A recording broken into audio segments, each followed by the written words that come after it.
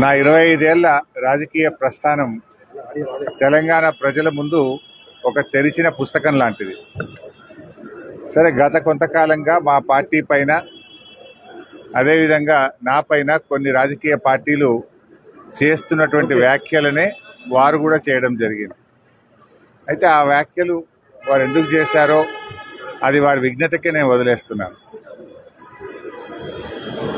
కేసీఆర్ గారి నాయకత్వంలో గత 2.5 దశాబ్దాల కాలంగా ఒక క్రమశిక్షణ కలిగిన కార్యకర్తగా రాష్ట్ర సాధనలో, రాష్ట్ర అభివృద్ధిలో నేను చూపిన నిబద్ధత, నా పాత్ర అందరికీ తెలిసినటువంటిదే.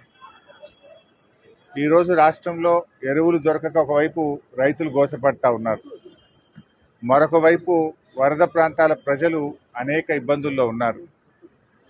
కేసీఆర్ గారు దశాబ్ద కాలం ఎంతో కష్టపడి నిర్మించిన వ్యవస్థలను, ఒక్కొక్క వ్యవస్థను ఉద్దేశపూర్వకంగా ఈనాడు రేవంత్ రెడ్డి గారి ప్రభుత్వం కూల్చేటువంటి ప్రయత్నం చేస్తూ ఉంది.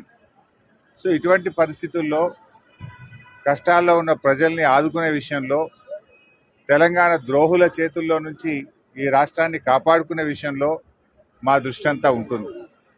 సో మేము ఈ రాష్ట్ర సాధనలో పోరాటం చేసిన వాళ్ళం, ఈ రాష్ట్రాన్ని కాపాడుకోవడంలో బాధ్యత కలిగిన వాళ్ళం. సో మా సమయాన్ని అంతా కూడా దాని మీదనే మేము వెచ్చిస్తాం.